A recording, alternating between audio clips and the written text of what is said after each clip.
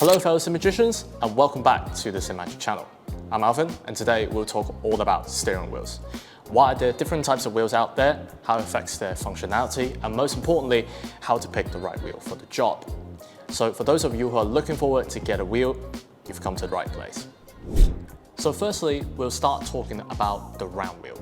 Now, these are perhaps the most common type of wheel that you'll find. You'll find it on road cars, on some GT4, some TCR race cars, rally cars, some drift car will have it in a different form. It's hard not to find a round wheel. And there are good reasons for it. Because of the nature of it being perfectly round in a circle, there are not much limitation in terms of how you want to approach the wheel. That means in whichever steering angle that you find yourself in, you'll be able to hold the wheel in a relatively identical position, meaning that the round wheel is very versatile as it's highly adaptive to different steering angles and needs. But there are a few drawbacks on the round wheel. Firstly, it's the diameter.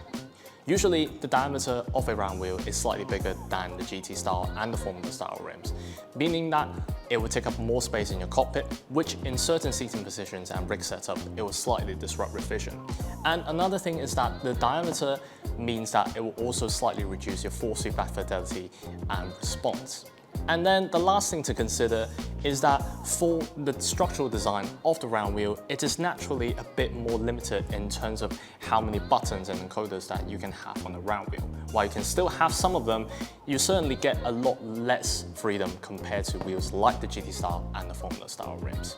The round wheel is recommended for those who are looking into getting their first wheel or for those who likes to drive a little bit of everything, especially if you do a lot of rallying, drifting, or even trucking. The nature of the round wheel allows you to adapt onto different scenarios without fundamentally changing your driving, meaning that this is a no-brainer as a reliable backup wheel. Next up are the non-round wheels. Now, these guys are very similar to the round wheel in terms of its structure, meaning that it is still in a closed shape. You can still hold your hands onto the wheel in a full rotation circle. But because of the fact that it is not in a perfect circle, you have to slightly adjust your position of your hands depending on the steering angle that you're in. So while it is more versatile compared to wheels like the GT style and the Formula style wheels, it is slightly less versatile compared to the round wheels. Now, these type of wheels are usually more suitable to cars like performance race car and mostly focus on track racing, as these don't require as much steering angle as you would need in other types of driving. This next wheel type is probably the most popular among circuit racing, especially if you're like me who like to race GT3 cars until the end of the world. These are the GT style wheels.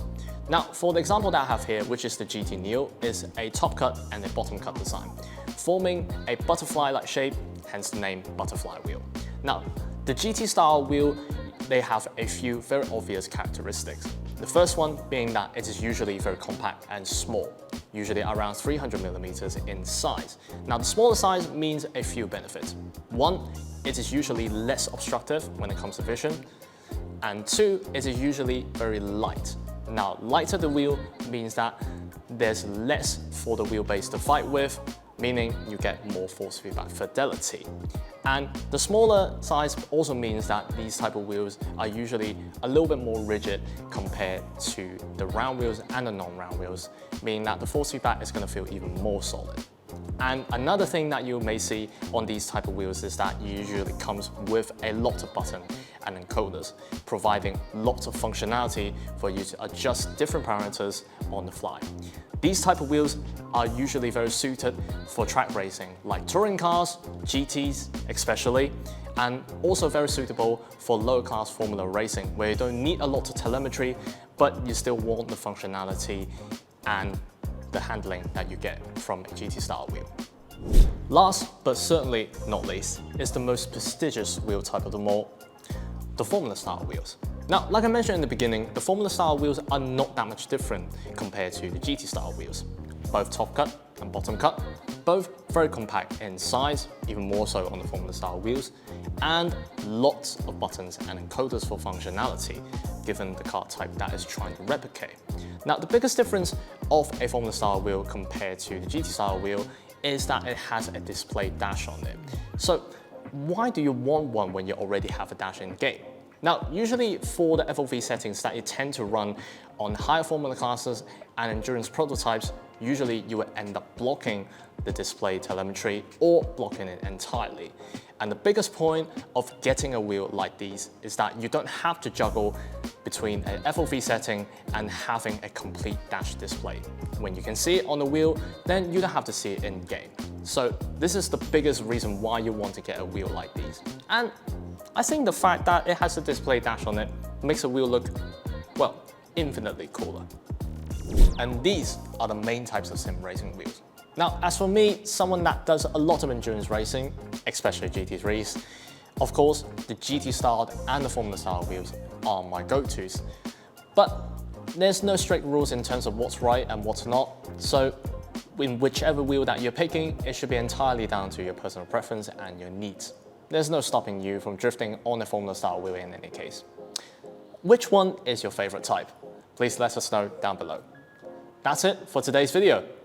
If you enjoyed this video, please make sure to like and subscribe. And until next one, keep racing, Sim Magicians.